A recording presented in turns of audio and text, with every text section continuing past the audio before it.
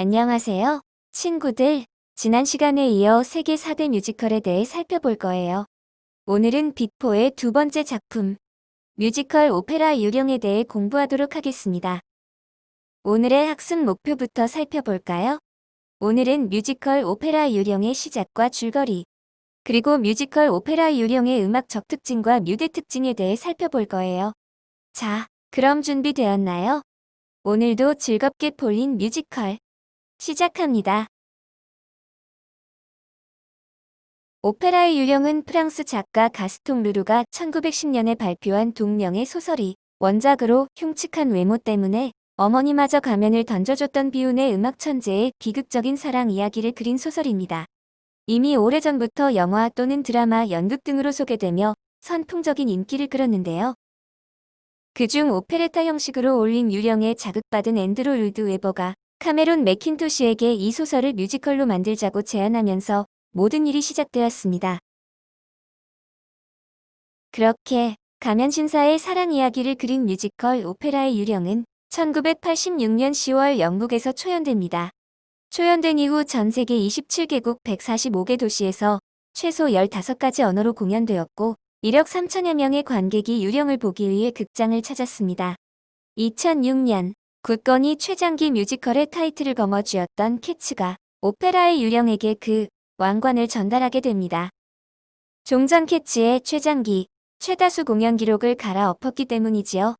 오페라의 유령은 앤드류 로이드 웨버와 카메론 매킨토시 최강 듀오의 두 번째 작품이었습니다. 그들은 캐치에 이어 캐치를 뛰어넘는 또 하나의 메가 작품을 탄생시킵니다. 오페라의 유령은 전 세계 모든 영화와 연극, 발레, 오페라 등 티켓을 판매하는 모든 종류의 작품의 수익을 다 합쳐도 오페라의 유령한 작품의 수익에 도달하지 못할 금세기 최고의 뮤지컬입니다. 그럼 우리 함께 뮤지컬 오페라 유령 줄거리를 살펴볼까요? 화려한 의상, 클래시컬한 음악, 뛰어난 무대 메커니즘으로 뮤지컬계에 새로운 역사를 썼다 평가받는 작품이 있습니다. 바로 오늘 소개할 뮤지컬, 오페라의 유령입니다. 1919년 낡은 파리 오페라하우스 경매장. 휠체어를 탄 남자는 심벌즈를 연주하는 원숭이 음악 상자를 구입합니다. 이 남자는 극장의 후원자였던 라울인데요. 폐허가 되다시피 한 오페라하우스의 경매장에서 그는 잠시 생각에 잠기고 시간은 50년 전 화려했던 그 시절로 돌아갑니다. 1870년 오페라가 전성기였던 시절, 유령이 나타난다는 소문이 도는 이 극장은 공연 리허설이 한창인데요. 리허설 도중 무대 장치가 떨어지는 사고가 발생합니다. 주인공 칼로타는 위험한 무대에 설 수 없다며 나가버리죠. 당황한 극장 관계자들에게 발레 감독은 무용수 크리스틴을 대신 세울 것을 추천하고 크리스틴은 프리마돈나로 데뷔하게 됩니다. 크리스틴의 데뷔 무대를 본 극장 후원자 라울은 그녀의 연기에 감탄하고 어린 시절 소꿉친구였다는 사실을 알고 호감을 갖게 됩니다. 성공적으로 공연을 마친 크리스틴은 대기실로 가 잠시 휴식을 취하는데요. 이때 에릭이 나타납니다. 음악의 천사에게 수업을 받았다고 믿는 크리스틴에게 나타난 에릭은 자신이 바로 그 음악의 천사였다고 말하죠. 그리고 크리스틴을 자신이 사는 지하 세계로 데려옵니다. 지하 세계에서 에릭은 자신의 이야기를 들려주죠. 그리고 크리스틴에게 강한 감정을 느낍니다. 한편 오페라하우스는 프리마돈나인 크리스틴이 사라지자 혼란에 휩싸이는데요. 에릭은 다음 공연에도 크리스틴을 주인공으로 세울 것을 극장에 요구합니다. 요구에 응하지 않을 시 크리스틴을 돌려보내지 않고 극장에 큰 재앙을 내리겠다고 경고했죠. 이전에도 에릭은 오페라하우스의 극장주에게 편지를 통해 요구사항을 전달하는 등 극장의 절대적 존재로서 권력을 휘두르곤 했는데요. 새롭게 바뀐 극장주들은 그의 요구를 받아들이지 않고 이전 주인공이었던 칼로타를 무대에 세우기로 결정합니다. 이에 분노한 에릭은 공연이 진행되는 도중 무대 직원을 살해하죠. 겁에 질린 크리스틴은 오페라 하우스의 지붕으로 도망가고 라울에게 에릭의 이야기를 하며 두렵다고 이야기합니다. 라울은 그녀를 위로해 주었고 둘은 서로의 마음을 확인하며 사랑에 빠지게 됩니다. 한편 두 사람의 대화를 몰래 엿듣던 에릭은 복수를 결심합니다. 작품은 19세기 파리 오페라 하우스를 배경으로 새로운 프리마돈나 크리스틴과 귀족 청년 라울, 극장의 절대적 존재 에릭의 이야기를 담고 있습니다. 작품의 시그니처인 에릭의 가면은 뮤지컬 팬이 아닌 일반 대중에게도 강렬한 이미지를 준 심볼이 되었죠. 작품의 주인공 팬텀은 그 어떤 뮤지컬 캐릭터보다 강력하게 작품을 지배합니다. 존재하지 않는 순간에도 팬텀은 존재하죠. 사실 팬텀이 무대에 등장하는 시간은 조연 수준으로 적습니다. 극이 시작하고 25분이 지나서야 얼굴을 드러내는데요. 하지만 작품 내내 등장인물들이 끊임없이 팬텀을 두려워하고 의식하는 모습을 통해 실체를 알 수 없는 강력하고 신비로운 존재로 묘사합니다. 마치 뮤지컬 레베카의 레베카 같은 존재랄까요? 하지만 팬텀의 매력은 오히려 그의 실체가 연약한 영혼이라는 데 있습니다. 뛰어난 지식과 학식, 예술적 능력을 겸비했지만 그 내면에는 부모에게 버림받고 평생을 숨어 살아야 했던 고독과 상처가 있는 것이죠.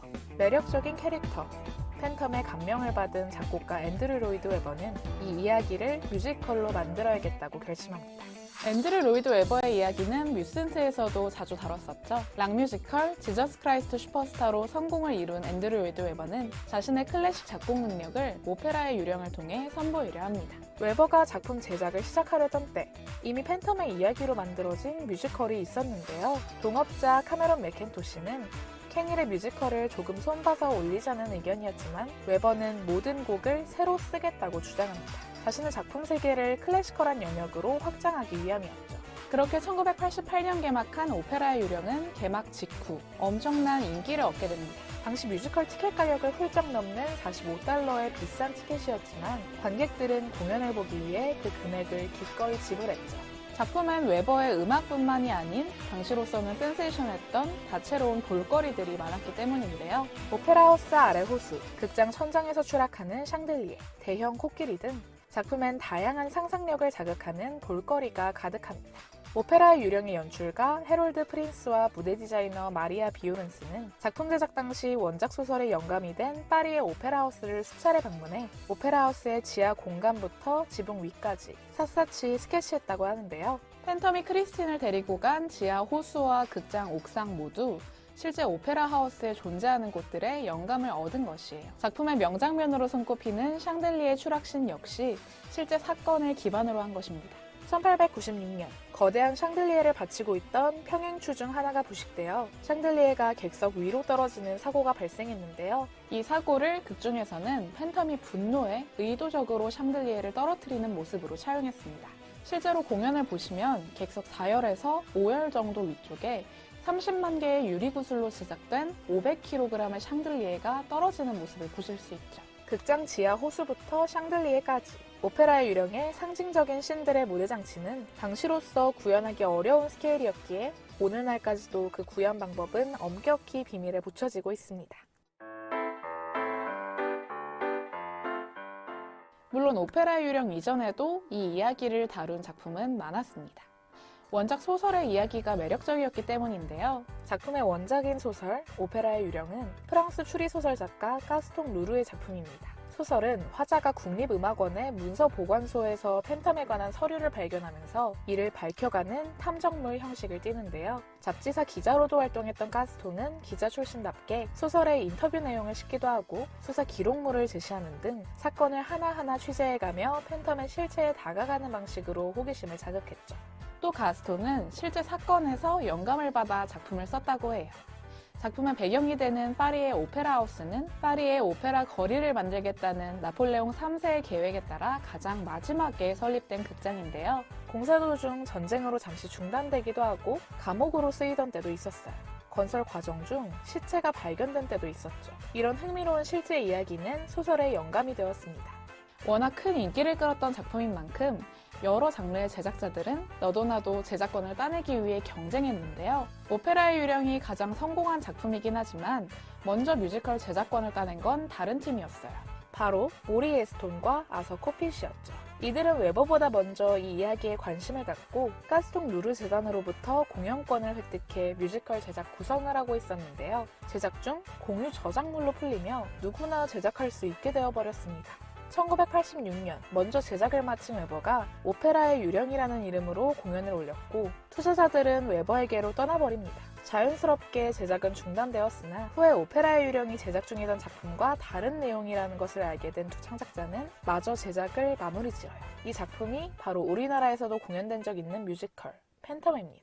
이처럼 오페라의 유령, 팬텀의 이야기는 시대에 걸쳐 많은 관객과 창작자들에게 사랑받으며 수많은 이야기로 재탄생되었습니다. 나날이 발전하는 무대 기술과 다양하게 변주되는 음악, 안무, 의상들, 최신의 작품들과의 경쟁에서도 밀리지 않는 오페라의 유령은 변치 않는 그 특유의 클래시컬함으로 여전히 사랑받고 있는데요. 빠르게 변해가는 현대사회의 오페라의 유령은 또 어떤 가치를 우리에게 전해줄까요?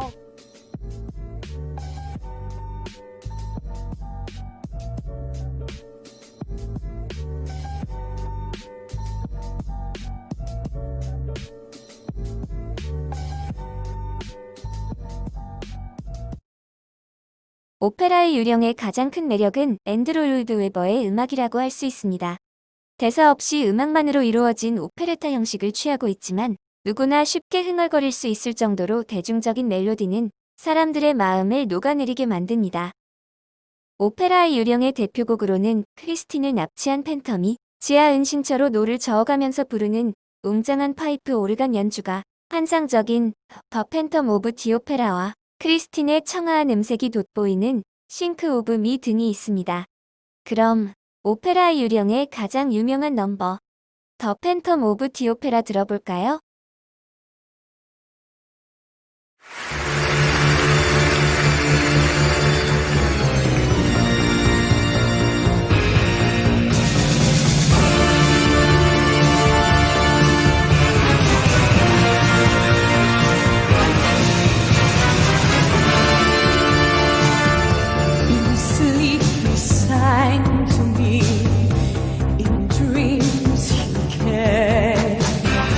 That voice which calls to me and speaks my name, and do I dream again?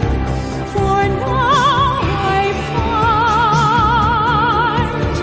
the phantom of the opera is there inside my mind.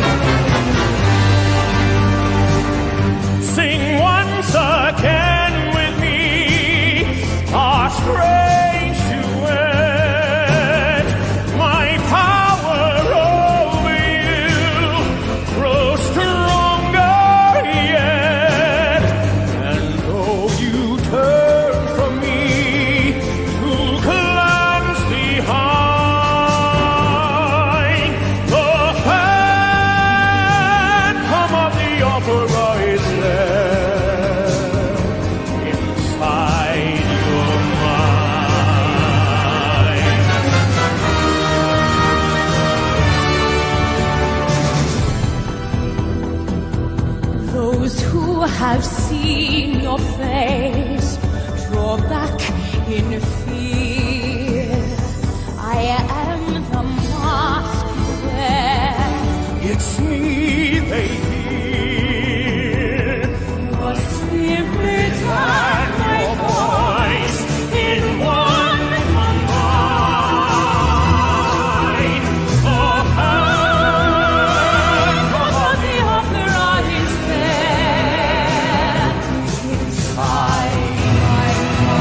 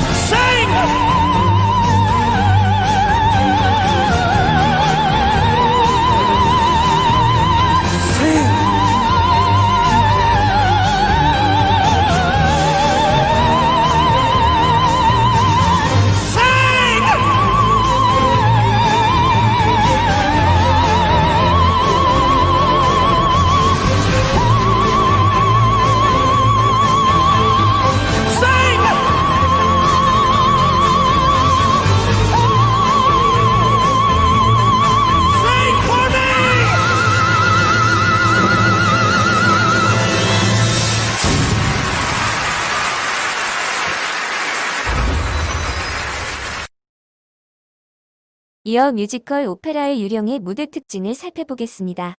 이야기의 배경이 되는 17층 규모의 파리 오페라 하우스를 그대로 재현한 무대가 장관인데요. 특히 30만 개의 유리구슬로 제작된 500kg의 샹들리에는 오페라의 유령의 백미로 불립니다. 13m 높이의 천장에 매달려 있던 샹들리에가 앞쪽 객석을 통과해 무대 위로 곤두박질 치는 일막 마지막 장면은 관객들이 가장 기다리는 순간이기도 하지요. 그리고 자욱한 안개 사이로 솟아오른 281개의 촛불 사이로 팬텀과 크리스틴을 실은 나룻배가 등장하는 지하 호수 장면은 언제나 봐도 아름답습니다. 또한 극중 배우들의 의상은 19세기 말 파리 오페라 하우스의 의상을 그대로 고증한 것으로 공연마다 230벌이 넘는 의상이 필요한데 화려한 의상에 따라 변신하는 배우들의 모습은 이야기를 좀 더 현실감 있게 입체적으로 다가오게 합니다.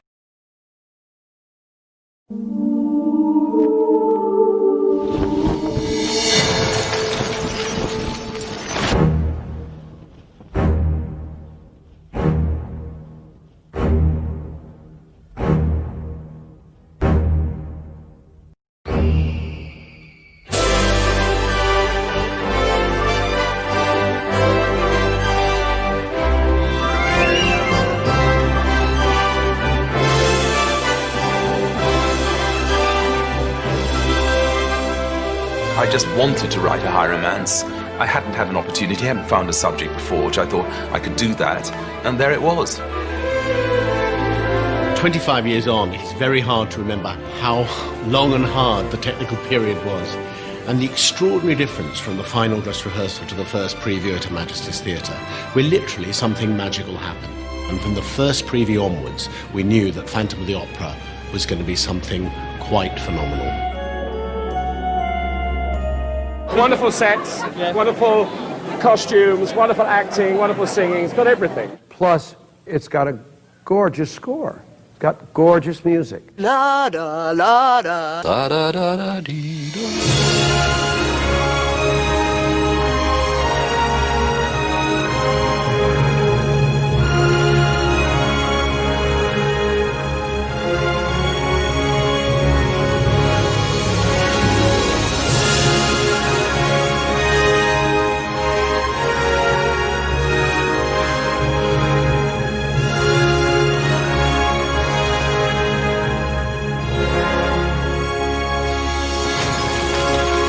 You go and see the Phantom in Tokyo, if you go and see the Phantom in Hamburg, these are all productions that are first class and first rate. I wanted everyone in whichever city that this production appears to see the same show as you can see on Broadway or in London. We've never had an empty seat in New York, or in London, or in most of the cities it's played.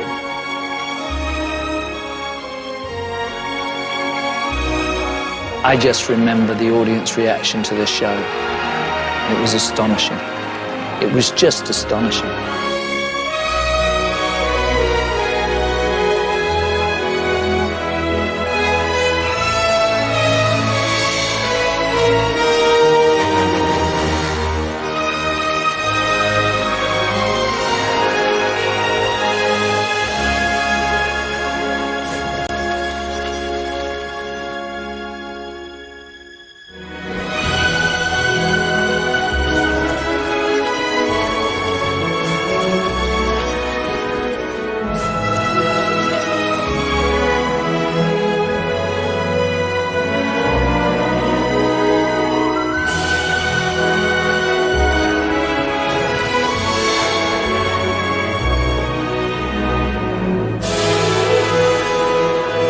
It is the most amazing, potent mixture of music, spectacle and romance that has turned Phantom of the Opera into one of the most loved musicals of all time. When you look back over it all, it is extraordinary.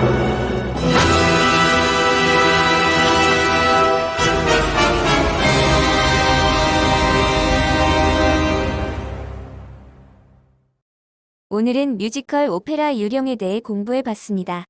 모두 고생 많았습니다. 그럼 우린 다음번에 더 알찬 뮤지컬 이야기로 다시 만나요. 안녕.